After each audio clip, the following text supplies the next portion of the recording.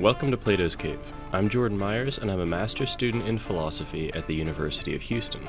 You're listening to a reading group episode of the show, which means that in this episode I discuss political philosophy with two non-philosopher friends, Adam and Giffin, because philosophy shouldn't just be for philosophers. So, with that introduction, please enjoy our discussion of political philosophy.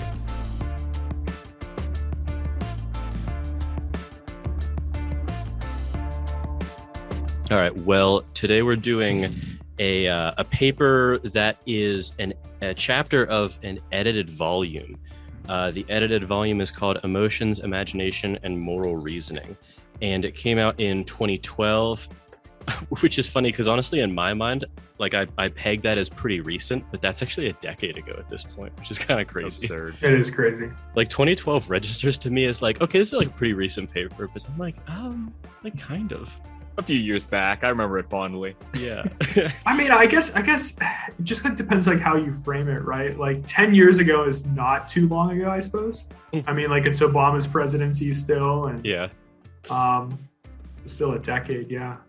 Yeah. I guess if you're like, because we've been reading a lot of papers from the 70s and 80s and stuff, so in that context, it's recent. But you know, but the title of the paper is Co-Reactive Attitudes and the Making of Moral Community by Victoria McGeer from Princeton. She's a philosopher at Princeton University.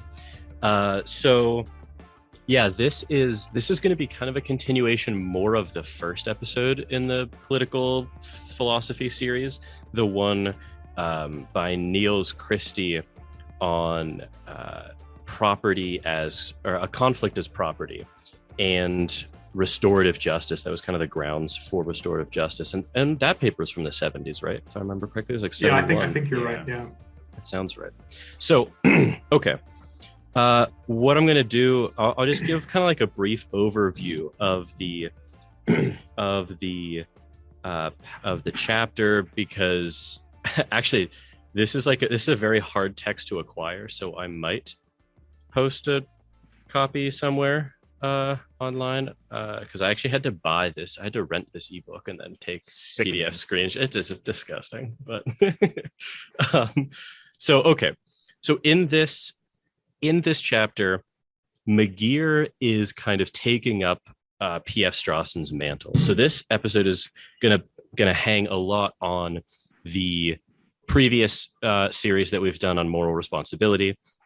So McGeer kind of is picking up P.F. Strawson's mantle and following it here to its interpersonal and political criminal justice conclusions. So she has a commitment, you know, she largely agrees, if not wholly agrees, with his way of viewing kind of the moral responsibility debate and the role libertarianism plays in that debate and its implications for reactive attitudes. Now, excuse me, her kind of buying of Strawson's commitments there, she argues, implies a shift in our criminal justice practices away from two alternatives that I'll detail in a second, and towards this concept of restorative justice that we talked about in greater detail in, I guess it would be 2 episodes ago.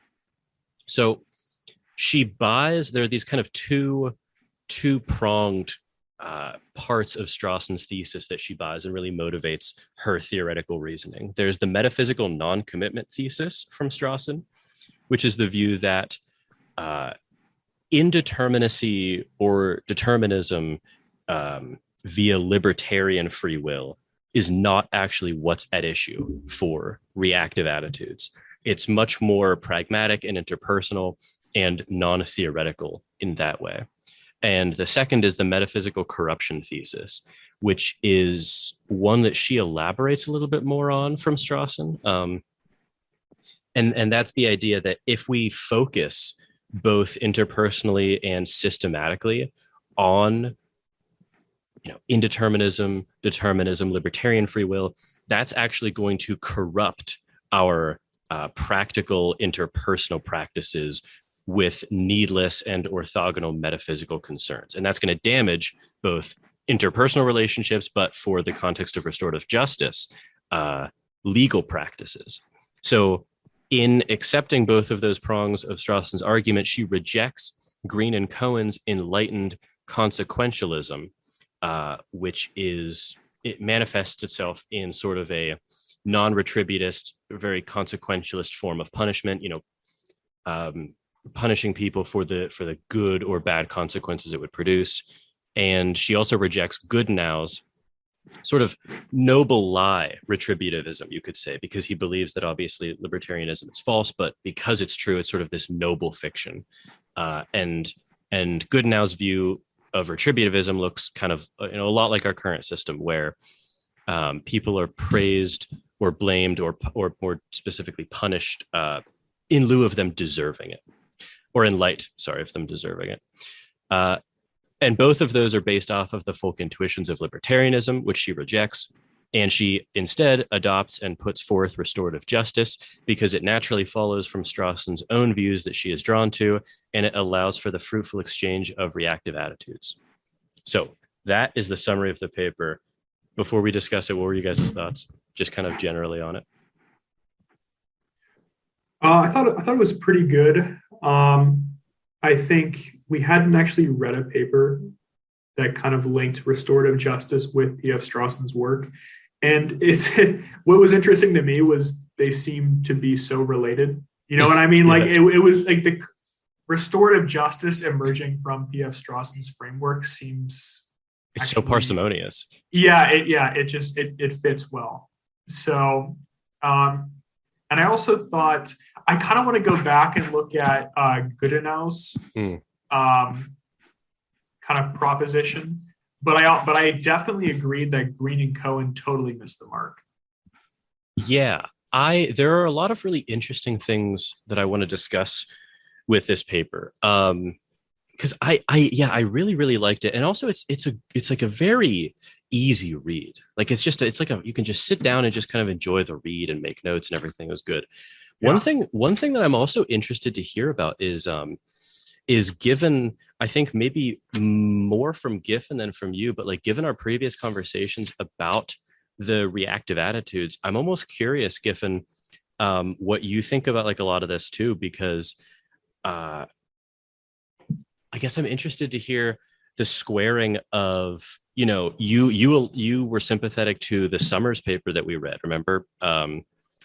Saying that you can get almost everything with the objective attitude as opposed to the reactive attitudes. But then we all, I think to varying degrees, but we were all pretty sympathetic to the restorative justice idea. So as those topics come up, I'm kind of interested to hear your thoughts about that. Yeah, for sure. And also just kind of as an aside here, I think McGeer takes kind of a different line than Summers in the sense that I don't think McGeer, I could have read this incorrectly, but I don't think McGeer concedes any ground on the idea that people could come to adopt the objective stance in all areas. I think McGeer says like that's practically impossible. Yeah. I kind of there were like a few different paragraphs we could go to, but I got the sense that McGeer is like, okay, regardless of what you think of the two attitudes, there's no practical adoption of the objective attitude in all areas all the time. She explicitly agrees with Strawson that it is psychologically impossible. She quotes from him there. Yeah. So which Summers would say, perhaps not. Perhaps it could be possible. And also, McGeer is explicitly sort of leveraging what she takes to be benefits only wrought by the reactive attitudes, that Summers says, no, you can get all of that with the objective attitude without the downsides of the reactive attitude. So I think they would differ strongly there too. Oh, 100%. She definitely aligns with P.F. Strawson in the sense that, okay, like I think like even explicitly she states that there are many emotions that are still retained under the objective attitude. Yes. But for example, you could still have love in the objective attitude, but not all aspects of love. So I actually had a quote because this was a really illuminating part of the paper for me, and it was one of those instances where I got it before, but it didn't explicitly click for me. On page 300, she has this really good quote. She says, reactive attitudes form an important subset of our moral emotions, but even given their rich variety, they do not encompass the entire range of our moral sentiments. For instance, we might feel compassion or pity for those we take to be appropriate targets of moral regard. But the reactive emotions, Strawson mentions gratitude and resentment as exemplary instances, are felt only towards those who we think meet more stringent conditions. Such individuals must be appropriate targets of moral regard, to be sure, but they also must be capable of showing moral regard in return. And that is kind of the grounding of her distinction of co-reactivity, which is really like, I love that distinction because I think it's easy to conflate reactive attitudes with any emotion, and that's not true. Yeah. So you could feel like one of those, those kind of like aid commercials that come on and there's like sad music playing and they show like, impoverished children, and you're like, oh, it's like brutal to watch, you know what I mean? Because you're feeling like compassion and like, I guess like a pity and like an empathy or whatever, right? But none of those are necessarily reactive attitudes, because you're not projecting anything with the, Strawson calls this, I mean, this is almost like his basic demand, with the idea or the expectation that they're going to be reactive attitudes shown back to you. Yeah. I enjoy the quote unquote forward thinking approach that she utilizes there, where to find a subject fit for moral redress goes beyond just viewing them as a moral agent, but also with respect to, but also in your expectation that they respond with reactive attitudes appropriate to the reactive attitudes that you expressed.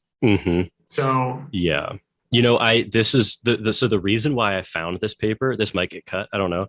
The reason why I actually found this paper, because remember we were searching after the episode and I couldn't find it.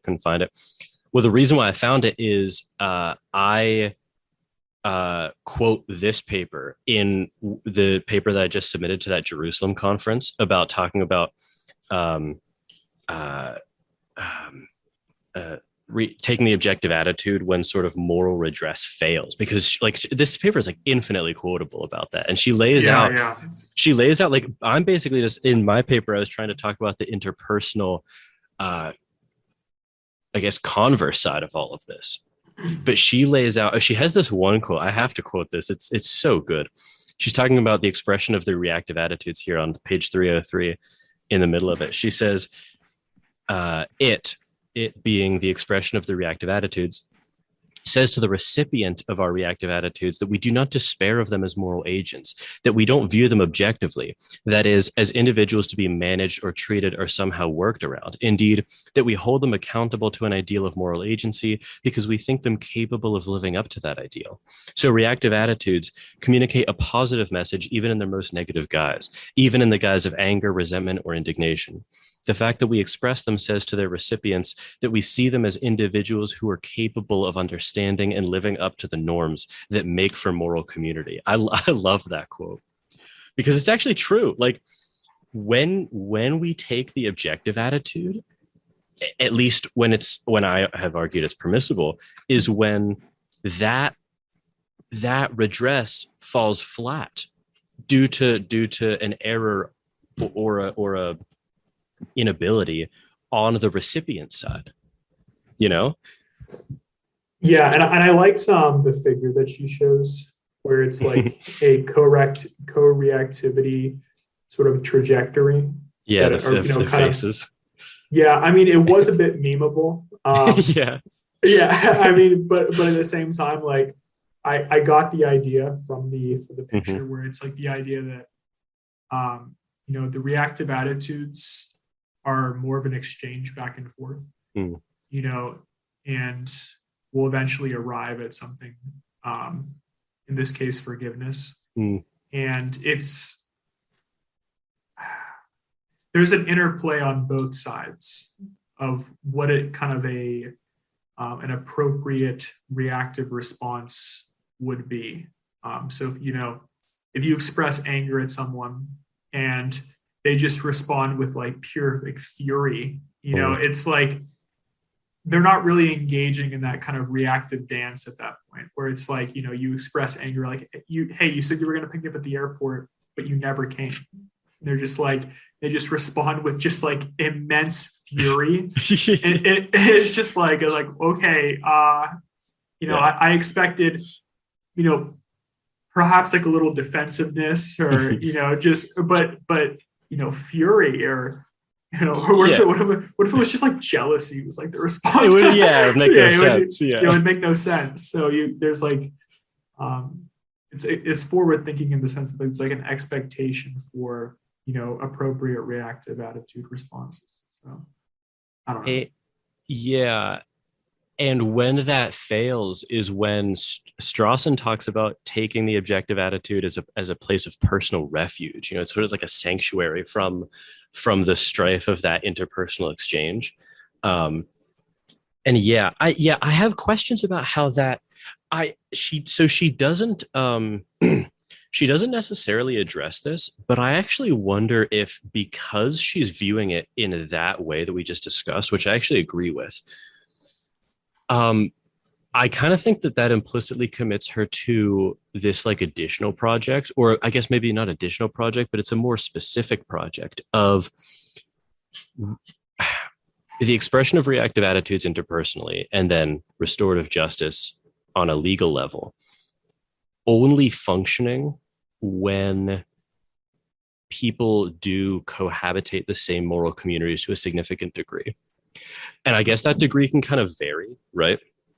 But there's got to be like some degree of overlap between people if these reactive exchanges are going to get off the ground, right? Like I like, this is what, yeah. That's why there were like certain points that she said, like for there were criteria that needed to be maybe met in that one RISE project in Canberra, Australia. Mm-hmm. And we can go through some of those too, but I don't think those directly address what you just said. But I think there's some aspects there that kind of address that, because like offenders admit guilt before agreeing to take part. They are then invited to participate in a conference to determine how their admitted offense should be rectified. So that right there doesn't address exactly what you were saying, but if they're willing to participate in the event, you think that at that point they're willing to at least hear someone or hear out the victim, and allow the victim to describe, the ways in which they've been wronged by the perpetrator. So I would think at that point that, I don't know, I don't think you'd show up to that sort of thing if you're not in the same moral community. Mm-hmm. I could be wrong, but I don't know. No, what you said just made me think admitting guilt is almost kind of, you're like enrolling in the moral community there. By admitting guilt, it's like, okay, we're signing up to at least agreeing that we agree that like something was a wrong. In that sense. Yeah, so I exactly. So I think that it's not exactly what you said, but it seems like implicitly they're part of the moral community if they make that concession. You know what's interesting then? We talked about in the previous episode on this. I think it was in one of the videos, not from the text, obviously, because that was more the theoretical. But in the videos, I thought there was the implication. I don't know if they said this explicitly, but I thought that they said, because all of this is happening in the sentencing, that people who were found guilty could participate in this, but that they had to sort of opt into doing it. And I wonder if that's like I wonder if that's a better thing to do than admitting guilt, because admitting guilt, I mean, I don't know, maybe this like, do you, I feel like the minority of people admit guilt in a lot of cases, but I don't know. That's just an intuition. Yeah, but I think this is like an entirely different system, because perhaps if like your sentence were to be reduced in this context where you could participate in this restorative justice, then maybe more people would in fact admit guilt. Because now there's no real benefit to admitting guilt in our current system. No, there's not. No. I mean, I guess there are, because you can take Yeah. a plea deal. To be fair, you Okay. can't admit guilt to. I mean, there is a plea deal, so Okay. I should retract that actually.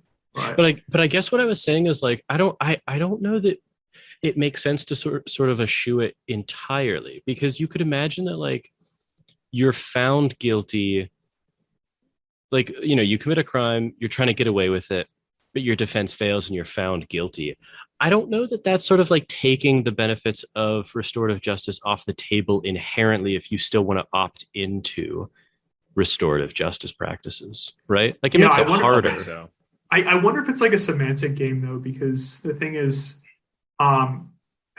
admitting guilt, I feel like is almost come after the trial. Yeah, exactly. So like you could plead not guilty, be found guilty, and then by agreeing to participate in this, you're kind of admitting guilt anyway, right? Because because if you really think you didn't do it, I'm not sure I'd want to meet with someone who's accusing me of something that I didn't do, and I mean, like what productivity could come out of that?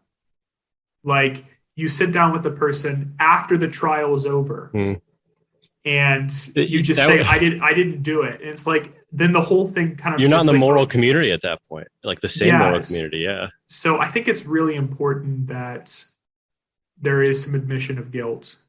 So you're both on the same page before you even meet. Yeah. At least on that front.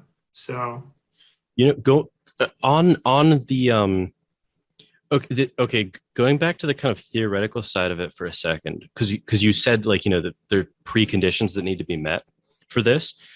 This was one of the questions that I had on page 303 in the middle of the bottom paragraph. She says, what is more essential is that the recipients of such attitudes understand or can be brought to understand that their behavior has been subjected to normative review, a review that now calls on them to make a normatively fitting response, right? So there she's kind of talking about the co-reactivity. Excuse me. She's sort of talking about the co-reactivity there, right? But this is, okay, so this is where I had a question that is a bit more germane to the previous miniseries, but it's important here, I think. That sentence seems to imply kind of two preconditions. And she talks about the second one more. She tables the first one in a lot of ways, I think. So it's that seems to imply one, that the person possessed the right mental capacities, and two, they cohabitate the same moral community. Does that seem, because I feel like if you don't have both of those, these reactive exchanges don't get off the ground, right? Like, if you're kind of dealing with someone who agrees with you on what counts as a right or a wrong, but they're unable to really, for just any variety of reasons, right? Like make it a really clear-cut case, like they're in a coma. Okay, obviously they can't exchange and reactive exchanges with you, right? Or they could just be like, concussed and sort of, temporarily, or they could have, schizophrenia or something, right? And just be unable to access that side of them, right? Okay, that makes me think that actually this is interesting. I wonder if the metaphysical non-commitment thesis I kind of disagree with, but largely agree with the metaphysical corruption thesis. So here's let me just figure out what I think for a second. Okay, so the metaphysical non-commitment thesis, remember she's pulling this from Strawson, is that determinism and libertarian free will don't have it, they're orthogonal, they're unrelated to practices of reactive and objective attitudes, right? Now I think there's a little bit of a lack of specificity here, because if the metaphysical non-commitment thesis states that the general thesis of determinism being true, so we just grant, let's just say determinism is true, does that have any bearing on our reactive practices? Absolutely not. It shouldn't. Right? Because we talked about this before, but I think that indeterminacy would kind of vitiate like the sense of agency, paradoxically, because it would just, you would have no character coherence, like Wolf pointed out, or you would be like a wanton, right? So libertarian free will doesn't actually get you what you're after. It's incoherent. Sure. However, I think that if you're gonna endorse the metaphysical non-commitment thesis, you need to be clear that it's either just saying that first thing. You could summarize the metaphysical non-commitment thesis as saying determinism is not relevant to the reactive attitudes. That I disagree with. I don't know about that, because I kind of get from this paper that she's saying that through the principle of co-reactivity, it's not something whether someone is fit for moral address to an extent is dependent on their ability to enter into the co-reactivity. So it's not important, to take into consideration like deterministic frameworks. Like, for example, if you encounter someone that is able to, co-reactively respond in a meaningful way that you think is, productive for, this kind of reactive trajectory that she describes that ends in something meaningful to both parties, then they're fit for moral redress, right? Yeah. But if they don't, then you don't have to take into considerations of determinism. They don't meet that requirement. Like they can't, they're not fit for moral redress if they can't engage in that co-reactivity. So I don't disagree with any of that.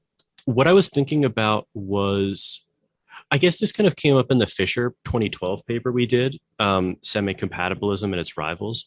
So Strawson gives like a lot of examples of when we tend to suspend reactivity, but he doesn't necessarily say that those he doesn't prescribe them as instances in which we should. He just says that that's when we tend to, right? Sure, the excusing and exempting cases. Yeah, and he says that those aren't because of determinism. But I think I disagree with that in the sense that, so like if you think about, okay, so I think basically what I'm trying to say is a lot of this gets cashed out in compatibilist distinctions, right? Reasons responsiveness, mechanism ownership, character coherence, second order desires, right? All of those things. Those things I think are going to be really important for determining both interpersonally and legally if these reactive exchanges can get off the ground. And when they can't, I think that the reasons why they can't are always going to show up as instances of being determined in the wrong way. This is the Wolff asymmetrical freedom point, right? So like if you think about we've talked about this case before, but do you remember like the Charles Whitman case? Let's go to the Robert Harris case, right? He's someone who's not going to be fit for reactive exchanges because he's just so fucked up. Right? Like he's just beyond the pale. He's like outside the moral community. Your address can't reach him. Well, if you're saying like no considerations of determinism can factor into this, I'm not necessarily saying that you have to be like talking about it in terms of determinism. But if you're going to be theoretical and talk about the metaphysical non-commitment thesis, I think you should be clear that it's just about the general thesis of determinism. Because the reason why Robert Harris isn't fit for moral exchange is because of deterministic facts about his past. Well, it could be because of deterministic facts, but I think like, at the kind of first level of looking at it is that he just can't engage in co-reactivity. But then like, right? You know what I mean? The follow-up question is like, okay, why in this case? Like you might want to provide, like the court might want to provide like a reason why. Right. And those are going to be spelled out in deterministic pieces of information. Right. I mean, he had, you can grant that in theory, he might have a genetic predisposition for something. Right. We may be able to look at his brain and see that, certain parts are malformed or something, or don't fire in the right ways that would be indicative of a moral agent or something. Right. Or just talk about his upbringing, right? I mean, that's determinism. it's not, he didn't choose to be born into that family or whatever and have those formative experiences. So I'm gonna be honest. I don't know. I'm just a bit lost at this point. Like I just feel like a few things have been conflated. Like I just don't get what the courts, because we're talking about a very specific instance of justice, right? Where yeah, I mean, these are specifically people that opt in. Well, I was saying, so let's say the victim opts in, right? Okay. But it wouldn't really make any sense for someone like Robert Harris. Let's say Robert Harris kind of wanted to opt in. Okay. There's a sense in which it might, either the court might want to not allow him to, or at least provide like a dissuasive, kind of like notice to the victim and their families or something, right? Well, okay, like we don't think this person is going to be fit for productive restorative justice practices because of X, Y, and Z. And all I'm saying is X, Y, and Z are instances of determinism. So I'm just saying, like, if you're going to say the metaphysical non-commitment thesis is relevant, you have to specify that it's just about determinism, the thesis generally. Like, you don't want to say no deterministic information is relevant to this practice. I don't know about that. I do have a response to that, but Okay. but Giffin, you were going to say something there. Well, I might just be misunderstanding part of our previous conversation with restorative justice. I mean, but I think in that case, like, I don't think there's a situation in the restorative justice that's been implemented where a found guilty party can request restorative justice where the like victim wouldn't want it. It was the reverse. It was the reverse for me. I was saying the victim signed up for restorative justice, but there's but I think that there's kind of a strong pull to, like, if we know certain details about the criminals, the offenders, it might be kind of worth saying, like, okay, well, we dissuade you from doing this, or we don't think this is going to be productive or something, right? That is interesting. But I mean, so in this case, well, this is, back to Nils Christie. But I think those actions that you're describing from the court, I mean, they make complete sense, right? Like, if you're in fear of, like, some manipulation in some way, especially if this is like some sort of, like, deeply troubled person who, like, you can tell that they wouldn't be caring about the other person. Like, they, who knows for what reason they wanted to be in this situation. It's troubling. But yeah, like, they could be sadistically going into it too. It's meant, like, I will be put away for a long time. I'm going to get enjoyment out of the confrontation. You can imagine a lot of those things. But I don't know if Nils Christie cares about that. I'm just kind of tying it back there, because that would still be, in this case, the court doing that would be the state, right? Yeah, but so this would be kind of like pulling, like, the property towards the state. Yeah, I just wonder also, like, don't you think, I mean, I'm just kind of throwing out this idea. I don't know how I feel about it right now, but I'm just wondering, like, would there be some peace found by the victim if they begin to engage in a discussion with someone that's clearly has, like, sadistic motives, and then they realize, wait a second, this person isn't even in the same moral community as me. Like, they open up saying things like, okay, when you attacked my husband and killed him, like, this is what you did to my family. This is what it did to the, and then they're just cackling during that or something. Yeah. Then at that point, I feel like now that you've been, like, face to face with someone like that, they're like, they just, this almost, like, I guess, nebulous concept of evil that they embody just becomes a lot more real, in the sense that it's like, okay, this person actually just is like an animal.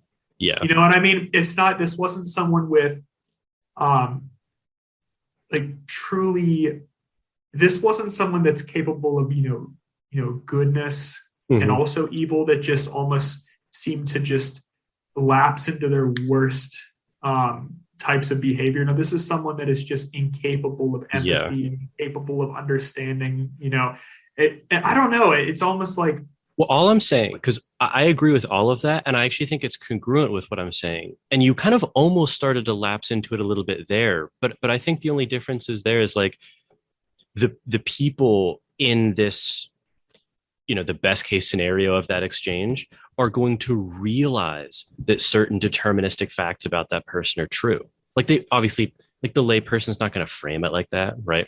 But they're going to be like, oh, he actually was corrupted by this like insane upbringing. And they, so if you don't know anything about the person's past, you might not know why.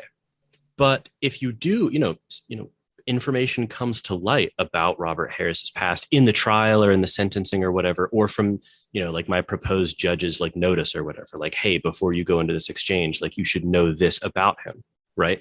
It's all I'm saying is, I mean, like, admittedly, it is like a small point, but all I'm saying is I don't think, because I think if you say determinism is not relevant to the reactive attitudes or to their interpersonal functioning or to their legal functioning, I think you're going to commit yourself to disavowing information that is clearly relevant. I just still don't know with that one, because it's like, I almost feel like you're still kind of taking like the philosophical approach where, like, you kind of sit back and, consider the like deterministic effects behind someone's behavior and their lack of, or their inability to respond appropriately with like reactive attitudes. But in the moment, like, I'm still thinking about, like, if I encountered somebody like that, I know personally for me, even after going through all these conversations, I don't think determinism would come to my mind. I think I would just realize that they're not someone who's reacting in a way that is consistent with co-reactivity or co-reactive trajectories that are appropriate. It would just be a recognition of that fact rather than saying, oh, because of determinism, this person is incapable of responding appropriately. It would be, the fact would just be, this person is incapable of responding appropriately. Yes. All I was saying is that, okay, if you guys were both the victims of a crime, right? Say, your father, like, I think this is like the example you used, Giffin, your father was murdered, or maybe it was Adam. Wouldn't you guys feel differently? So you're in the restorative justice practice, you're airing your grievances. This is after guilt or whatever, right? Yeah. Wouldn't you feel differently? All I'm saying is I would feel totally differently if the victim had a normal upbringing, they were a college graduate, right? And they like committed this crime for no obvious sort of background reason. Like, they didn't have a brain tumor, they weren't schizophrenic, right? And then, the judge like slides a note over to me, and it's some piece of information, right? Like, this person has a brain tumor in the right area that would have caused it, the Charles Whitman, or like the Robert Harris, they had like a fucked up background. I would feel differently about that. But if the judge slid a piece of paper across the test and it says, scientists have just determined that determinism is true, it's like, okay, I don't, like, obviously I don't care about that. All I'm asking is, like, isn't that congruent with both of your guys' psychology as well? I'm not sure. Are we assuming that in both these cases, it's this, like, the person is the same, it's just the background that's different? They're acting the same. Yeah. Yeah. So you engage with them in this restorative practice in the exact same way. They respond the same way. Well, I'm asking if you would interact a bit differently. Like, you're like. So, like, would the knowledge that they graduated college and there was no like obvious like child abuse or anything like that inform like my view? It's an interesting question. I'm not sure. The reality is, I don't know. All I'm saying is that, like, I don't know. I honestly, I thought this was like a smaller point, but all I'm saying is that you want to be clear about what you're saying with the metaphysical non-commitment thesis, right? Like, imagine like, I just think that, okay, we're thinking about the theoretical underpinnings of restorative justice, right? Someone says determinism is not relevant at all. Do not bring up determinism. Do not bring up deterministic facts about this. I think that just impoverishes the view a little bit, because there's relevant information, right? That either like the victim should have, or the judge should have, or whoever's overseeing it. In the example she gave, it was a police officer, not a judge, whatever. So what is the role of that information? Is this in like the finding of guilt and the sentencing, or just in the conversation? Like, strictly in the conversation? Well, let's not talk about the guilt because all of this is supposed to happen afterwards. Right. Because I don't want to get caught up in like, oh yeah, no, I case just of wanted, insanity. I thought you would say that. I just wanted, to clarify. Yeah. No, it's good. I just like wondering about like the reverse of that too. Like for example, like say you were encountering someone like that, and in fact they were very capable of engaging in co-reactivity well, right? But then the judge slides across the table a piece of paper saying that they've got a tumor that is actually playing a role in their higher levels of empathy at this point, pushing on their amygdala or whatever. Then I would be like, what's this real person's self like? Almost, like there's a god holding up, like. But that's how they're behaving right now, though. Like it's clear, like they feel a great empathy. They feel like they've wronged you, and they recognize that. I mean, like I think I would just want to have the reactive exchange then after they got the brain tumor removed or something. Like it's almost like I want to know in that scenario, like, oh my God, like was this like, okay, imagine the guy gets the brain tumor removed and he is weeping. He's so remorseful. He can't believe what he's done. He doesn't know what came over him. Yeah. Wouldn't your reactivity change there? Well, yeah, because the thing is, like, he's capable of engaging in the co-reactive attitudes. Like, but he was before too. On your example, okay, so they were just different attitudes. Okay, same example. I mean, like, but my reactive responses to him, I don't think would be any different in either scenario. Like, even like with the tumor, like I would say, like, this is who I'm speaking to right now. Like this person with the tumor, and they clearly have. They feel horrible about what they did, and they recognize it completely. Guys, are we? No. I was saying they didn't like. I was like, there's some like shame, right? Like, okay, imagine this person is acting like you or I. Well, that's a bad example. I'm saying like, okay, this person has committed a crime against you, and they're like, mildly remorseful or whatever. And you're like I'm assuming you would be like very angry and resentful, like very reactive in a negative way against them, right? Sure. And then the judge slides the piece of paper over. He's got a brain tumor. Your actions might change there, it might not. Let's say 2 weeks later, this is all still in the restorative justice context. He gets the brain tumor removed, and he's like. You're brought back to like the courtroom or whatever. He's weeping in front of you and saying like, I can't explain why I did that. I would never do that now. Like, I don't know what came over me. I want to do everything I can to make it up to you, but please understand that like, that's not me. All I'm asking is like, wouldn't your reactive attitudes change a little bit? I'm not saying you would take the objective attitude even. I'm just saying... we have like so many different variables at one time here. I mean, like, yeah. Wait, you're saying did he have the tumor whenever he committed the crime? Yeah. Okay, so he had the tumor in this case, and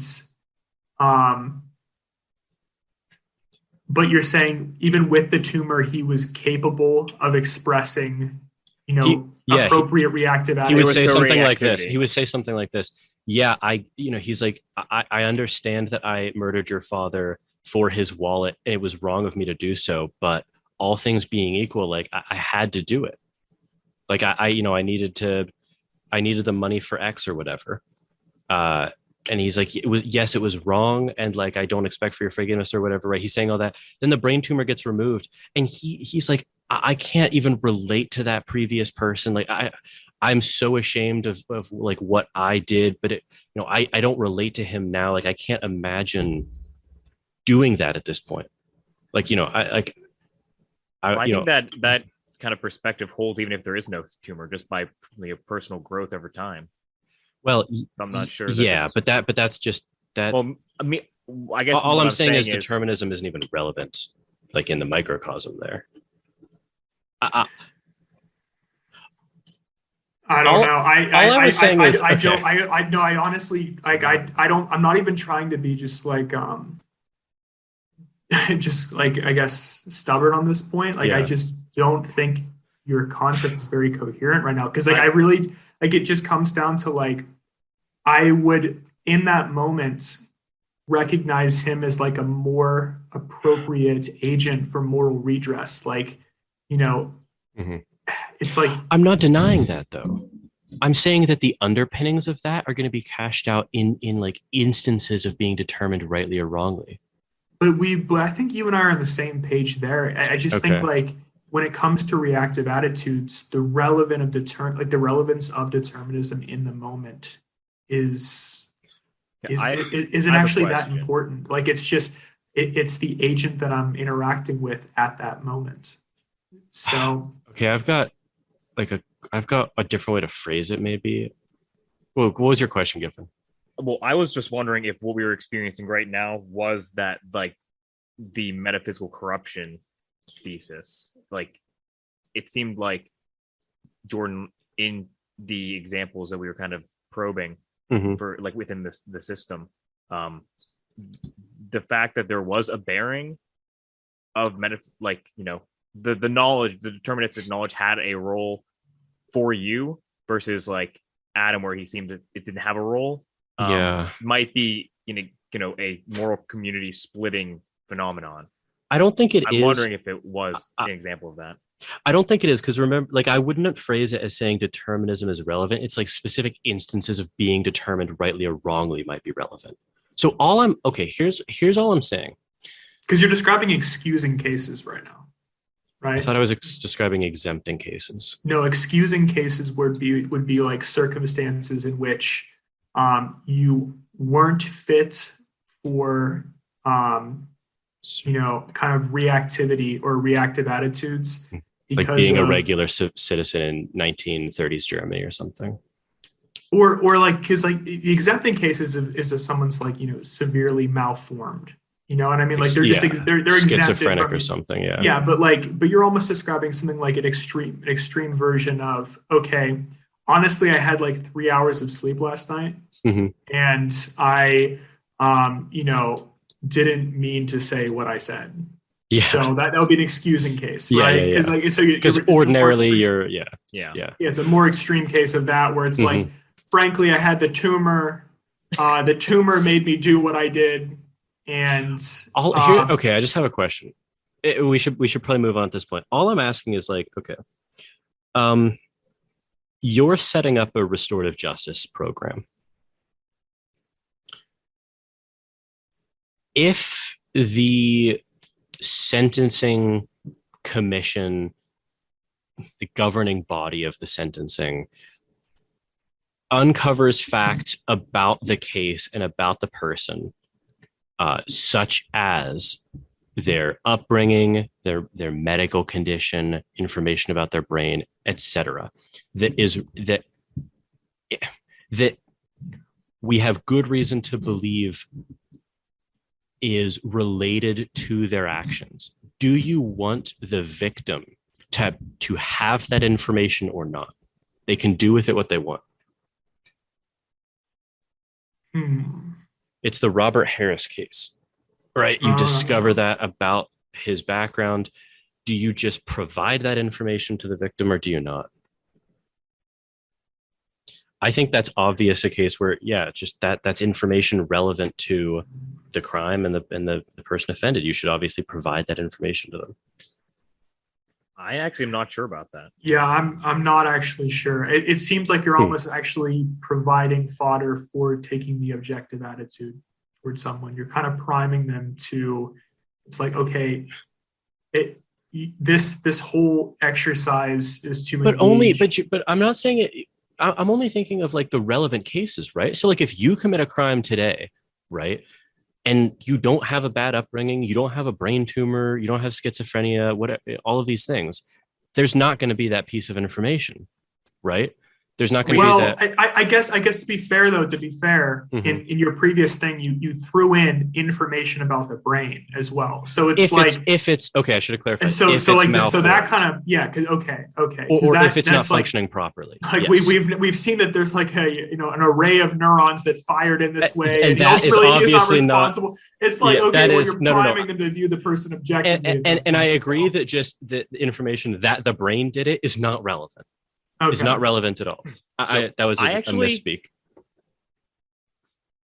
this is a really good instance, because I'm leaning towards like no, only because I think in this system, that is like what the role of the system is for like the, you know, victim and the persecutor to discuss, you know, things including like whether they were. But you might not know that. That's the whole point. Who's is you, like the victim, the offender. Like if Adam commits. Oh, I mean, if the court like, so you're saying like these are facts that the court would know, but the perpetrator would not. You might not. I mean, people don't know when they have a brain tumor sometimes. Well, I would assume if it came up as relevant, then they would be informed. Well, like, but that's what I'm asking, though. Oh, is that actually what you're asking? If there is exclusively, if there is information that the perpetrator has not.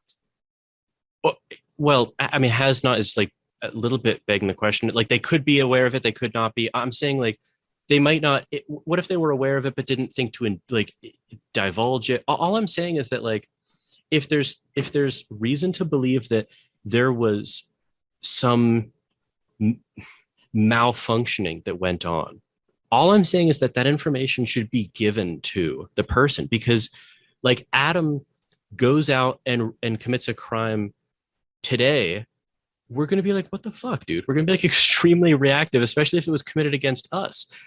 I expected it all along. Well, dying breath. But I guess though, kind of like going off your example though, like if it was me, right? Mm-hmm. So I go out and commit some sort of heinous crime against you guys. Sure. Do you want to sit down and just talk with me about it? Mm-hmm. Or yeah, would you rather the court provide information about, you know, it's not an or. I don't think it's an or thing though. Well, no, I think it is an or, because it's you guys just sit down and talk with me, or you guys sit down and talk with me with information. Yeah. You know, that sort of explains, you know, behavior. Here's the thing. I want the information because in 2 weeks, when they remove the brain tumor, I want to talk to you again. But if they don't tell me that, I might not know. Right? So like if you wrong me, if you commit a crime against me and Giffin, I want to talk to you before and after the surgery. I want to understand if your motives changed, if you feel differently afterwards. Like I want to know all these things, because it could be valenced either way. And all I'm saying, you don't have to like slide me a piece of paper, pretend I don't know anything about all this like debate. You don't have to slide me a piece of paper explaining what determinism is and all of these things, right? All I'm saying is like, oh, you might want to know that we found, you know, we were giving him a medical exam. We found a brain tumor in this area of his brain, pressing on these areas or these, you know, individual subsections of the brain. And it's highly probable that this could affect his emotional reasoning or his ability to have impulse control or something, right? I would be like, oh, geez. Like I would still talk to him immediately afterwards. And I would want to talk to him again after the surgery. And I think that you're robbing the victim if you don't tell them of that potential second conversation. It could totally change everything, or it could change nothing. Go ahead, Giffin. Yeah, here's what I'll say. I think I got a couple statements to make then. So I think first, you're wrong.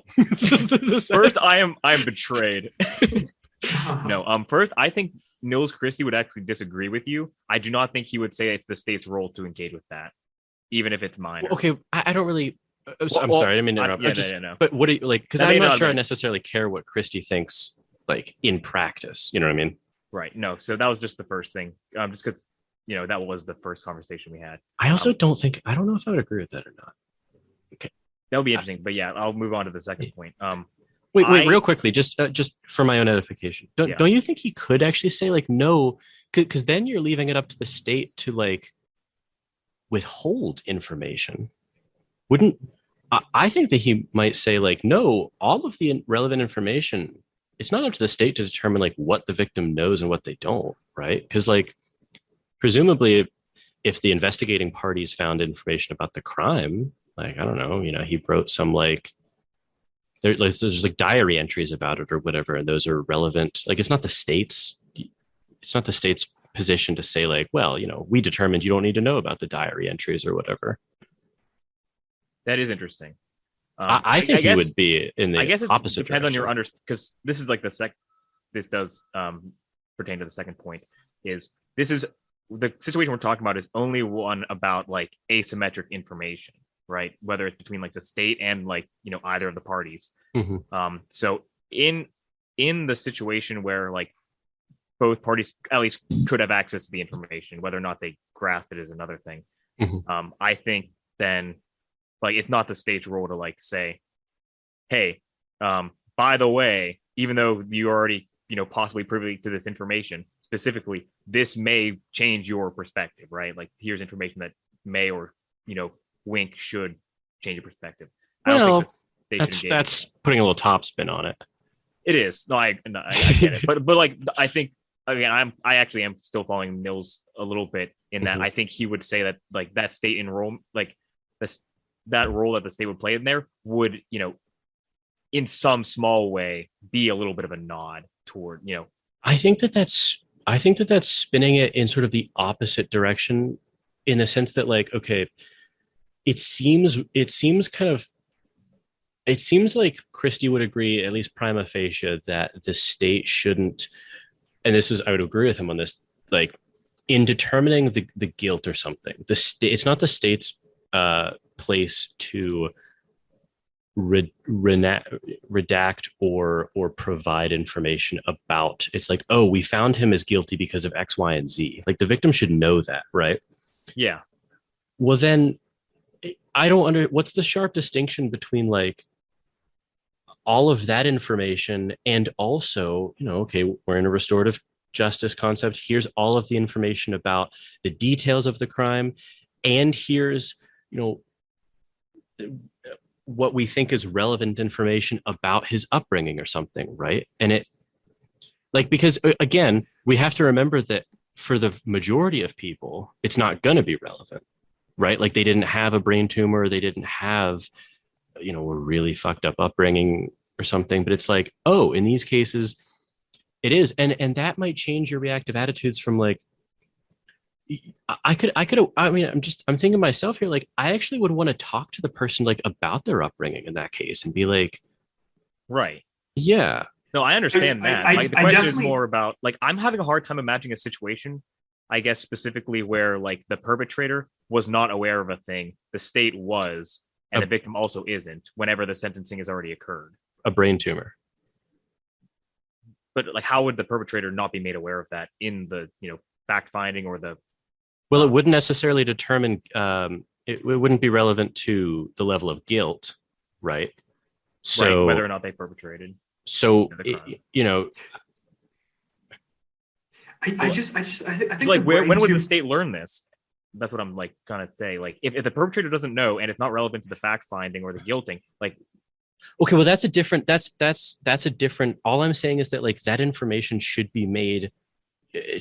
That should be open access information. Then that's all I'm saying. And honestly, this is like a smaller point than it. All I'm saying is that if you say, I support the non-commitment thesis. Sure. And by the metaphysical non-commitment thesis, I mean to say that no deterministic information can be relevant to the proceedings. Then I think that you're theoretically entailing an exclusion of information that is relevant. That's all I'm saying. It was honestly like it was a smaller point than. Like, no, it was a small point originally, but I mean, I thought it was interesting. Like, well, yeah. These things that came afterwards. Because here's okay. Maybe I can juxtapose. Maybe if I talk about the juxtaposition to Green and Cohen, it might actually make this point a little bit more clear. So the problem is with Green and Cohen, and this was actually, I'm glad that you mentioned the appendix, Giffin, because they talked about a study that I was aware of, or at least I think I'm aware of it, if it's the study I think it is, from Nichols and Knobe. That's Sean Nichols and Josh Knobe. Yeah. They had this study where, pardon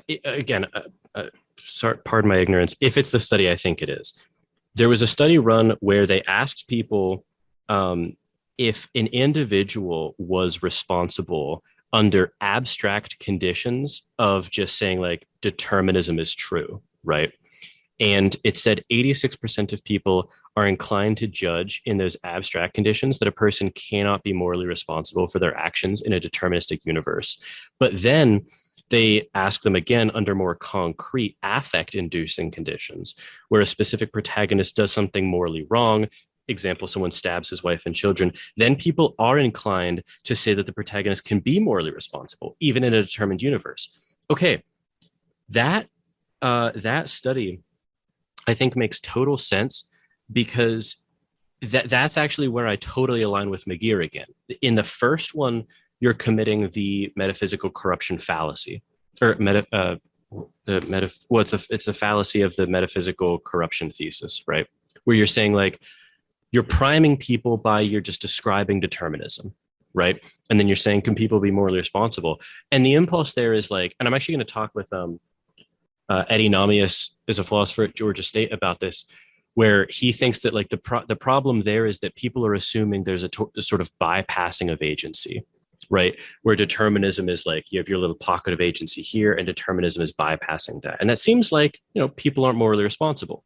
But actually, because we've talked about this before, the general thesis of determinism being true shouldn't have any bearing on that, right? So I think that is like a fallacious priming of someone, right? But then they just talk about a specific instance. They say, okay, determinism is true. We just know that generally the thesis generally is true. But then this person goes on to stab his wife and children, and people say, oh yeah, like he's morally responsible there. Like that finding is, I think, is parsimonious with both what I'm saying and what McGeer is actually saying, as long as we just change the wording of the metaphysical non-commitment thesis or the corruption thesis to determinism generally versus specific instances, right?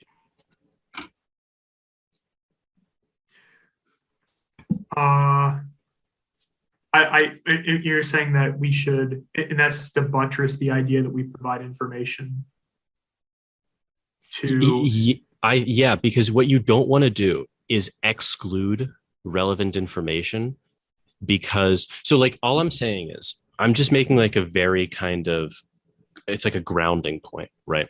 So let's say we were devising this whole system of restorative justice. It hadn't been devised yet, right? And in our kind of foundation principles was we sign up for this principle called the metaphysical non-commitment thesis. And when we spell that out, that says one of two things. The first is that generally the thesis of determinism, that's not relevant here. The determinism is true. I sign in the dotted line for that. If there's a different statement and it says both the previous is true, general thesis is true, and also that no deterministic information is relevant to what happens here because it's exchanges of reactive attitudes, I would not agree with that, because I think that when you say deterministic information, you upbringing, mean like a brain tumor, things that could reasonably. So I think I see it now. So McGeer, yeah, so that those pieces of information would not be deterministic in the way that McGeer is describing determinism, right? Those could be like maybe causal might be a good word, or like probabilistically causal. I think it is, because I think she actually makes the mistake of saying the first thing, aligning with Strawson, totally reasonable, and I actually agree with that. The general thesis of determinism is not relevant, but I think that she then conflates that. Or no, she doesn't conflate it. She says that that's true, yeah, but then she doesn't say anything that. Well, I don't know. Does she say anything that precludes the general instances coming up? I didn't think that she said that. So you're open to bringing information that could erode the potential reactive attitudes between individuals, like the perpetrator and the victim? Yes, if it's relevant. If it's relevant. So I guess what you don't want to do. Hang on. Because like I'm not exactly sure what you're going for here. Because like you brought up like, okay, you said, say there was a tumor in the perpetrator's brain that was not known by the perpetrator but known by the court, then the court should provide that information to the victim to allow the victim to kind of incorporate that into their view of the situation. If there's good reason to believe that affected the mental capacities of the person at the time of the crime or now. So if the court had even more capabilities and they were able to scan somebody's brain and could recognize these 20,000 neurons misfired at this point, which, this person was seemingly rational for 25 years of their life, but we can recognize at this point these neurons misfired. We're going to provide you with that information because it is directly relevant to their behavior at that point. You think the court should provide that if they know that? Not if it is a well-functioning part of the brain, not if it's like a healthy part of the brain. So what I don't want to do, I think you're getting at a concern that is not what I want to sign up for. I don't want the brain, or I don't want the court. I don't want the brain. Okay, maybe this is something I wasn't making clear enough, and you're pointing to it. That what I don't want to have happen is for the court to just give a brain scan and say, don't you understand? These neurons fired at this time, causing the person to do that. Because obviously, we've talked about this, there's going to be, because presumably we don't have souls, right? Like everything is going to come down to the brain. So what I don't want to do is have the courts just give information that, like I said, is not wrong, is not relevant, and sort of a malfunction or no simple descriptions of what happened at a defined level. Yeah, like, I mean, my wording can be better here, but it's like no obvious, no clear and obvious malfunction or disease or something. Yeah, it's like we happen to do a brain scan, and it seems like this is basically just providing information about how the brain works for the person. Exactly. And Eddie Namias he said somewhere, when normal people, because people aren't like thinking about this at the level at which I'm saying it needs to be thought about for these cases, right? Like when you see these, like, the New York Times has like when you meditate, it actually changes your brain. And it's like, okay, obviously, like the finding would be if it didn't change your brain. Yeah. Right. Like walking changes your brain. That is where I think Green and Cohen can go wrong. Right. And that was the first part of the Nichols and Knobe study, right? Where they just say that determinism is true generally. That's like saying, did you know it was the brain? Well, like, yeah, of course it's the brain. But if we have information that is like, oh, wow, it was actually, we have good reason to believe that it was this brain tumor, or this person had schizophrenia, or X, whatever it is. This person had like the most Robert Harris, like the most fucked up childhood you could imagine, right? I'm not even saying that I really wouldn't want to say that it's the court's position to say whether that is something that should modify the victim's reactive attitudes in certain ways or not. All I'm saying is like that is information I don't think the court should withhold.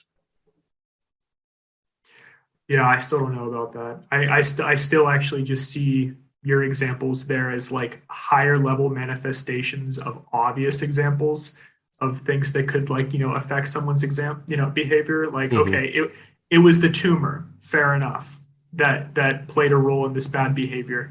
But, what if, the court has in fact determined that, this person took a few of these vitamins that were actually laced that morning with some sort of, additional chemical that contributed to, their behavior that day. It's like, I actually would want to know that. Yeah. But the point is that you could parse it so that you could actually figure out all the factors that played a role. No, not necessarily. Oh, okay. I think I understand our disagreement then. I don't think that that's true, in the sense that not all information would be valid, because it would have to go wrong in some sense, right? So you just said he took pills that were laced or whatever, right? What if, this person takes vitamins every morning and they're not laced, right? And let's just grant, we don't have to understand how we know this, but we just know that it actually, this one neuron fired later on that day, and that was the neuron that made the difference. And we know that that neuron wouldn't have fired if this one vitamin wouldn't have had a 0.5 milligram. It was there's a tolerance on the amount of vitamin C in that, and it was 1 molecule over or 1 molecule under, right? That's not relevant because nothing went wrong there, or nothing was sort of out of place, right? So that, if the court provided that information, it would to commit the first fallacy in the Nichols and Knobe study, right? Where you prime people with just saying determinism is generally true. Because all that's saying, so if you grant determinism is generally true, logically entailed by that is the statement that, okay, we'll be able to find, or no, we won't be able to find. In theory, there's going to be some reason for any behavior, right? I'm agreeing with you 100%. I think we're actually agreeing, but talking, well, I think we're largely agreeing that them providing just that determinism is true or a subset of that truth is, that it was this particular amount of vitamin C, that it didn't go wrong, it was intolerance or whatever, but that was the thing that made the difference.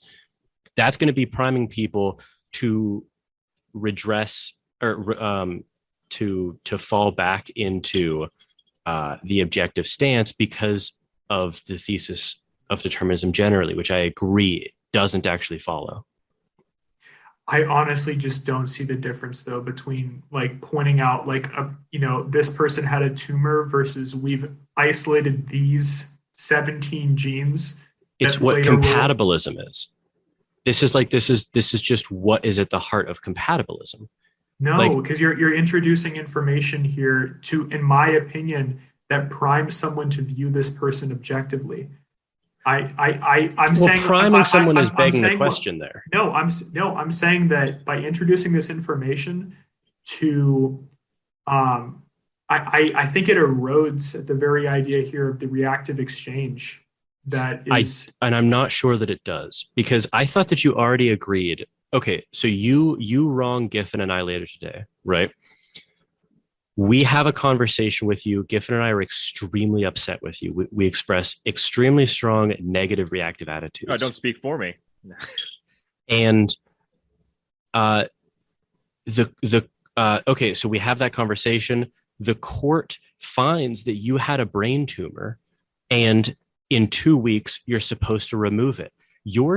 Are you saying that the court shouldn't provide that information? In which case you're excluding and preventing us from having that second conversation with you, right? Like, I think that I want to talk to you. Do you think it's reasonable for me and Giffin to want to talk to you before and after the brain tumor surgery?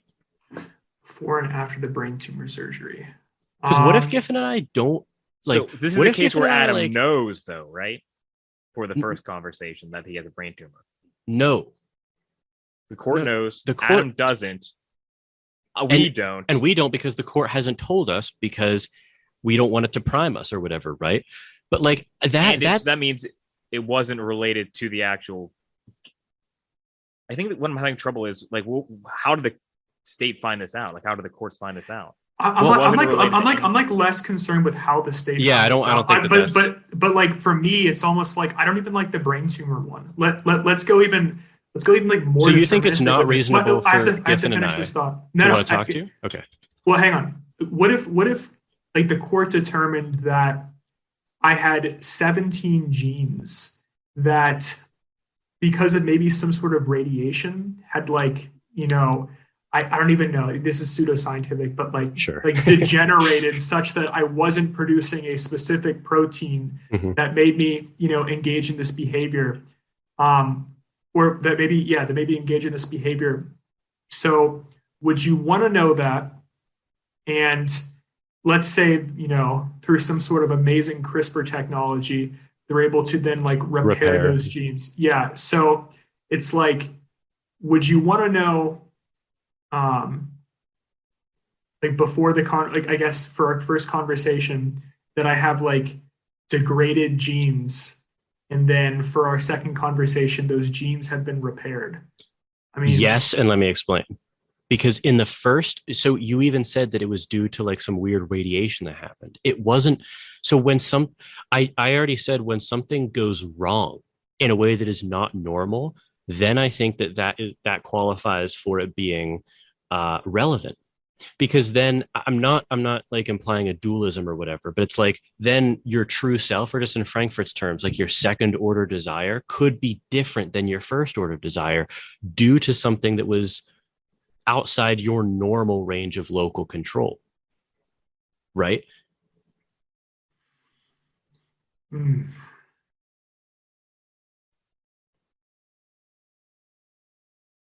So you want to know of all excusing cases, like, Excusing but cases.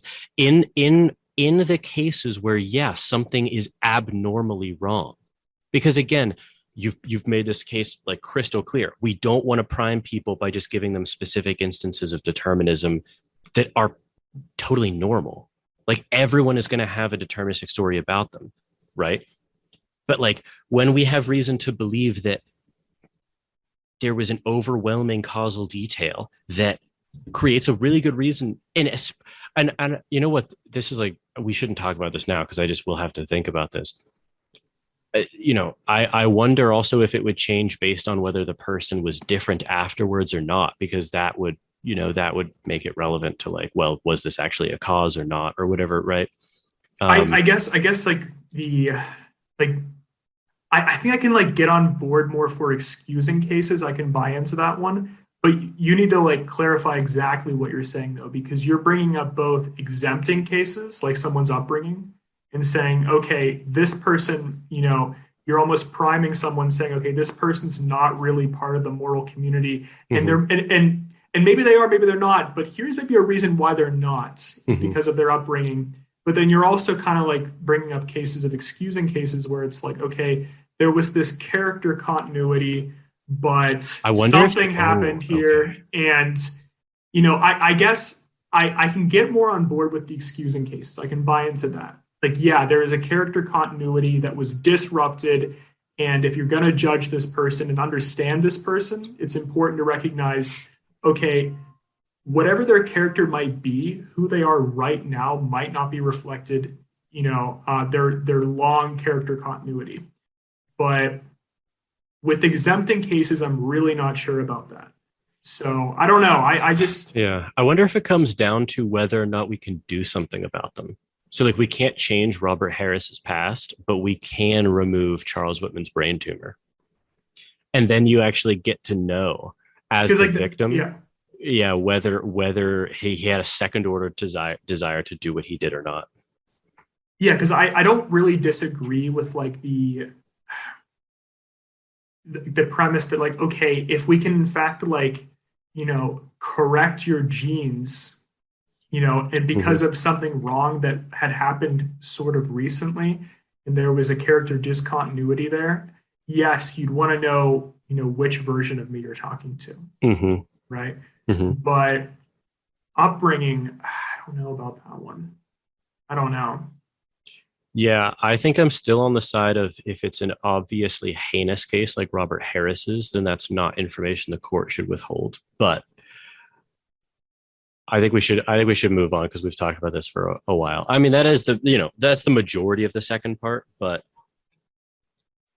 I don't know. I think that there's more because like again, I don't I we do this, I think we do this sometimes a lot, is I don't want it to sound like I'm actually disagreeing with the entire like paper because we talked about a small area of disagreement more. All I was saying is that she doesn't have to I didn't think that McGeer had to have as strong a metaphysical non-commitment thesis as she seemed to be putting out while still retaining restorative justice. So I think in practice, really, I think honestly the only difference is that like in my version of restorative justice, people have more information more often. That's the only difference. So maybe, one thing that I was thinking about that was tangentially related to that, but maybe it had more to do with where I was coming from than I realized is, so McGeer really does a lot of this paper is contrasting her work with Green and Cohen's kind of enlightened consequentialist view, and then Goodenou's like noble lie retributivist view. Um, what did she say? So yeah, so she says about Goodenou. She says Goodenou regards it as a useful fiction, the commitment to libertarian free will, playing a strategic role in regulating human interactions. Like to be honest, this is I guess where like a lot of my grounding came because I disagree with because both Green and Cohen and Goodenow think that the folk conception is libertarian free will, and that, you know, then from there they do different things with it, right? You know, Green and Cohen want to disavow it, and Goodenow wants to sort of use it as the noble lie, right? I just thought I think it's kind of misguided to think that the reactive attitudes, it's like the reactive attitudes clearly don't have anything to do with libertarian free will or not, in the sense that they're how we relate to each other. Do you know what I mean? So it's like, so to call them like a useful fiction is kind of misguided, in the sense that, like, they're not a fiction, like whether or not libertarian free will is true or not, you know? Yeah, because like they make the faulty assumption that reactive attitudes are based on the assumption of libertarian free will. Yeah, which is not true.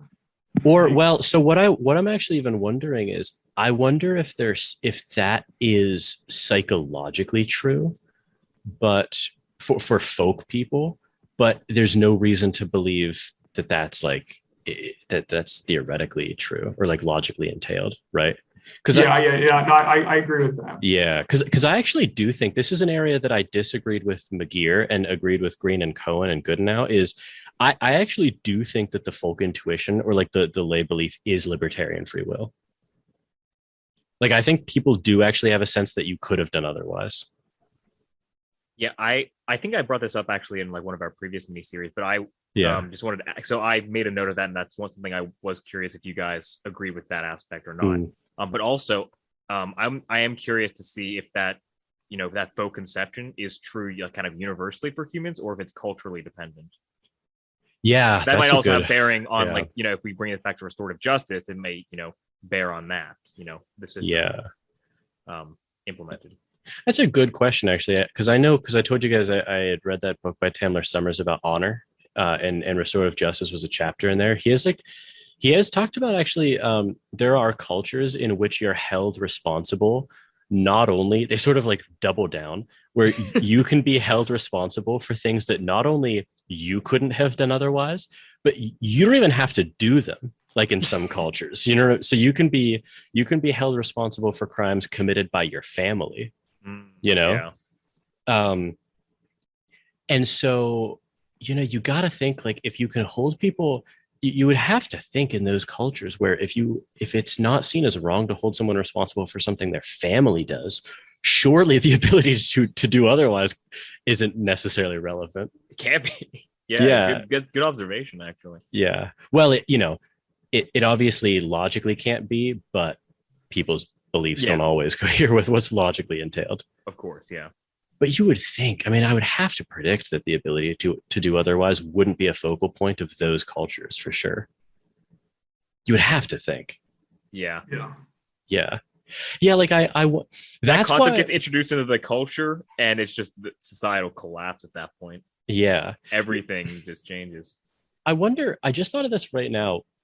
Do you think that it's actually, I wonder if this is inconsistent on McGeer's point to say that, so she wrote about that Nichols and Knobe study, right? So in when people are told about the general thesis of determinism, and then they rescind moral responsibility, that does imply that they're at least implicitly libertarians, right? Because, you know, libertarians and hard determinists are both incompatibilists in the sense that they think determinism is incompatible with free will and responsibility, but then they just disagree on whether determinism is true or not, right? Yeah, I know. So it's like, so, you know, that's why I just don't know if, like, I just don't necessarily care a lot about lay people's intuitions here. You know, when you say here, like, what exactly do you mean? Well, on the concept of like what we kind of want to do with restorative justice, like, you know, because I think so. Yeah, so that study you're mentioning, that was only in the appendix, right? Yes. And the appendix was specifically, I mean, I only was about the non-commitment thesis. Yeah. Well, about the non-commitment, it was about the metaphysical corruption. Oh, I'm sorry.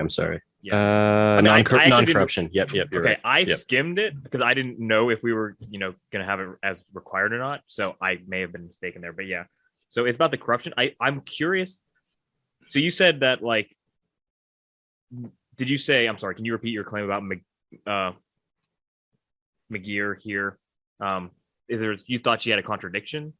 Like there was a contradiction in her thinking? Yeah, based because on, like, these two things? well, I don't know. I was just thinking about it for a second. So McGeer acknowledges the first part of the Nichols and Knope study is descriptively true, right? It obviously doesn't logically follow, but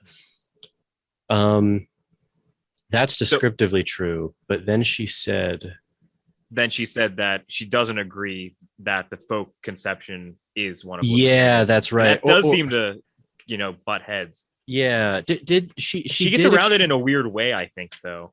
Because if within this is within the context of the metaphysical corruption.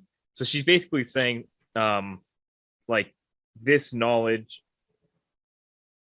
suggests that, so like the Nichols and Knope study suggests that the metaphysical corruption thesis is true, right?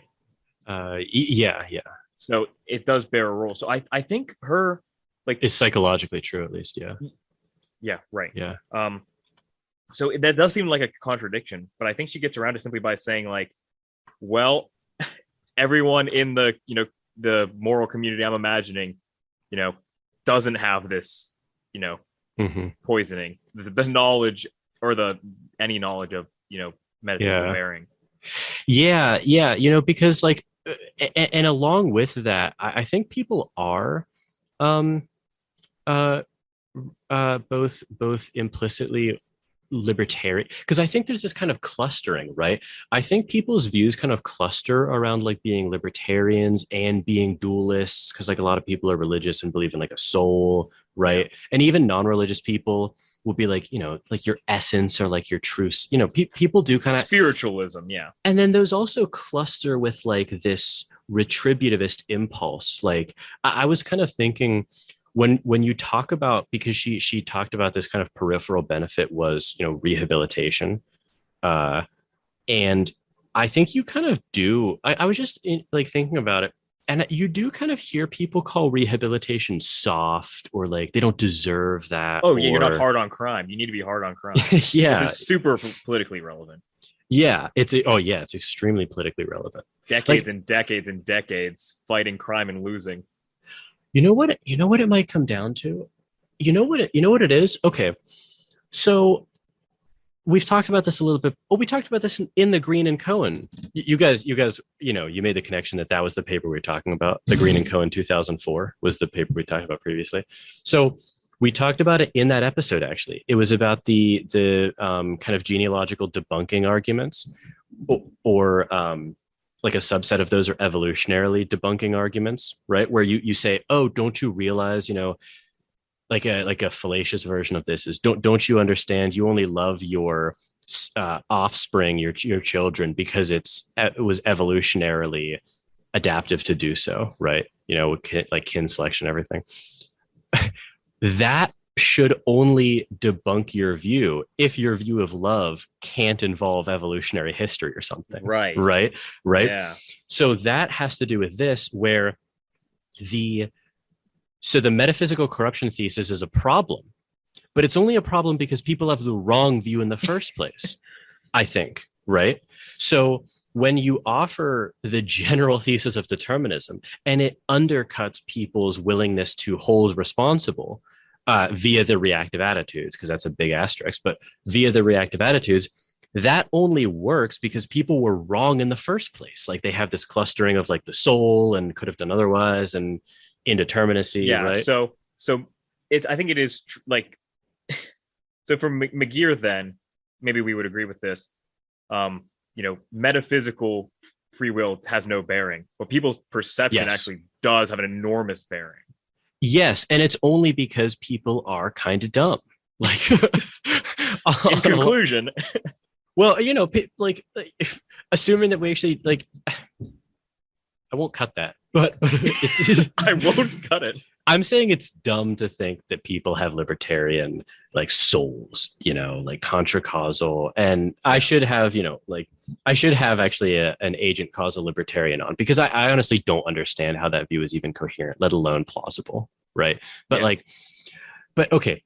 Yeah, and then even distance, like, because obviously a philosopher who ascribes to an agent causal libertarian free will is going to have a way more sophisticated view of that than just the lay person who thinks we're all walking around with like little homunculi that can like do otherwise. Of course. It's not bad that we talked about, because it is really kind of the theoretical underpinnings of the practice, which is good. Yeah, is there anything else that we didn't touch that was something that you guys wanted to kind of hit on before we ended? Let me peek through real quick. Yeah, the main comment or a question that I had was like the faux conception, because I thought that was going to be a contentious point. Yeah. Not necessarily between us, but between us and the author. Because I actually think McGeer is dead on about everything, besides those two small points that we just incidentally talked about for the whole, not the whole time, but the majority of the time, because they're interesting to talk about, Yeah. But I'm saying this for myself and for you guys and the listeners. Like, I don't, when we do that thing where we talk about one microcosm and then it sounds like I'm against the view, I'm actually not. Yeah. No, I mean, we did just kind of err. Otherwise we kind of would have just been, we would have just agreed, discussing, yeah, like basically saying what it was, agreeing either with like the point or, with the logical coherence of the point. One last thing that I thought was interesting is that I actually think Green and Cohen, this is interesting. I wonder what Green and Cohen think about this response to them, because if they're being good consequentialists, they should actually be in favor of this view, because like as soon as you grant her like perfect point that the reactive attitudes following Strawson is how we relate to each other. Like, I actually thought this was one of her best points that she didn't talk about a lot. She said that, talking about Green and Cohen's view, we might be able to kind of exist in that purely consequentialist state for sometimes, but then she asks, but at what psychic cost to individuals in the society? I thought that was actually one of her best points that could have been developed a little bit more, because like as soon as you grant that the reactive attitudes are how we relate to each other and that's a consequentialist good, people relating to each other in more productive ways, then if you're Green and Cohen on like a purely consequentialist basis, you could get this view off the ground, Maybe they might debate the productivity of, Well, but remember, she even drops that citation about how this reduces recidivism rates. It increases victim and offender satisfaction well, like the current implementation of the restorative justice. Yeah. Oh yeah, no. If we're talking about just that, then yeah, they would have to grapple with that consequentialism, unless they're evil consequentialists and their values are askew. Evil consequentialists. Like, I value highly that we get poor consequences. But no, they actually definitely need to square that. I thought you were talking about like her framework of correct reactivity specifically, but no, they must address like the restorative justice approach. Yeah. Adam, you seem dissatisfied. Is there anything that you want to talk about still that we haven't? No, I guess I don't know. I'm happy with where the conversation went, but I guess I feel like this paper was, let me think about this. It addressed like theoretical aspects to moral responsibility, but I thought there were also practical aspects of how this could be implemented that I thought the conversations we had, it's not that it wasn't good, but I didn't think it was like necessarily fair with regard to just the practical implementation of restorative justice. Like, I think, because like I guess I was just just things like identifying a brain tumor that someone wouldn't know, but then you're going to have one conversation with this person, but with the brain tumor in, then you take it out, then you have another conversation with the person. Like, I don't know. It just, a lot of this seemed like we had moved away from like the theme of the practical sides. Yeah. And I guess I don't know. The reality is, if we're going to be reading like political philosophy, we're probably going to be, getting more of that. We would probably have to find something in political science that touched on, restorative justice broadly, if we want to address some of those, practical claims. You know what I mean? Like, and well, I think Adam was. I think Adam was. Well, correct me if I'm wrong, but I think there were even things just like internal to this paper that I agree. I wish we would have had a little bit more time to talk about. There are questions of like, what I started talking about. I mean, it's kind of interesting to think about what you do when someone doesn't seem to exist in the same moral community, right? Like, bracket all of those the concerns we talked about previously. Like, I wonder, what do you do with them at that point? Those are like implied questions in the reading, not explicit. Right? No, there's actually a lot of those. Because it'll really depend. It's interesting to ask even like, what would Green and Cohen, suggest as consequentialists when they're not in the same community? Some dark thought.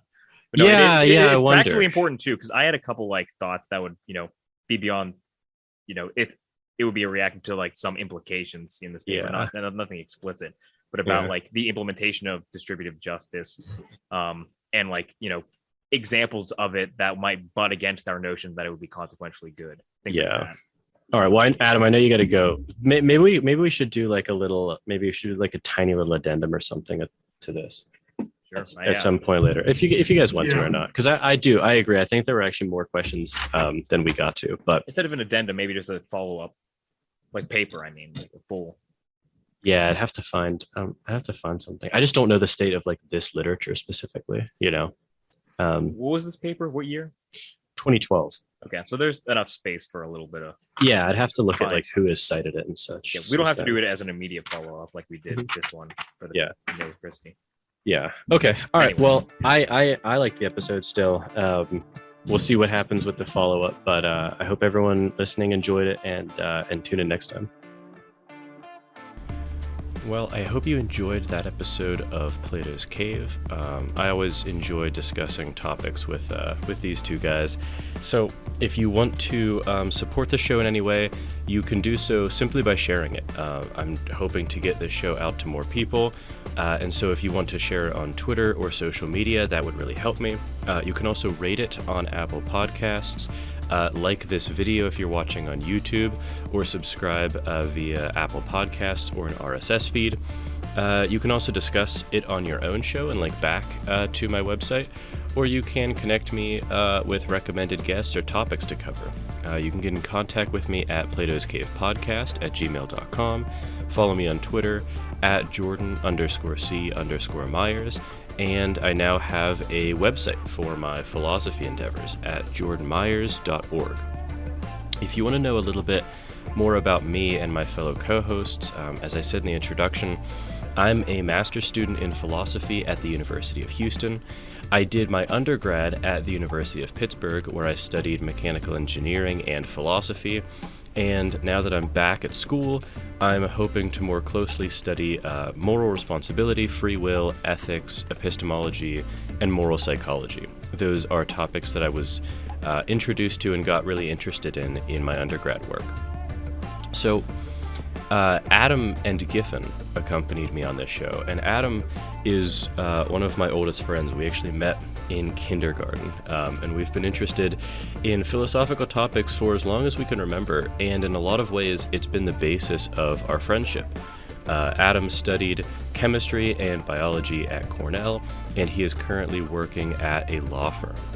And he's especially interested in moral responsibility as well, but also law, religion, and free will. Giffin is also one of my oldest friends, and we've been friends since elementary school as well. Giffin studied biology and economics at RPI, and now he works in human health research. He believes that there's very interesting overlap between both of his fields of study and philosophy, and he's particularly interested in exploring political philosophy. So this series was right up his alley. And with all of that information, again, I hope that you enjoyed this episode, and I hope that you get in contact with me or follow my work in any way that you deem reasonable to do. So with that, thank you for listening.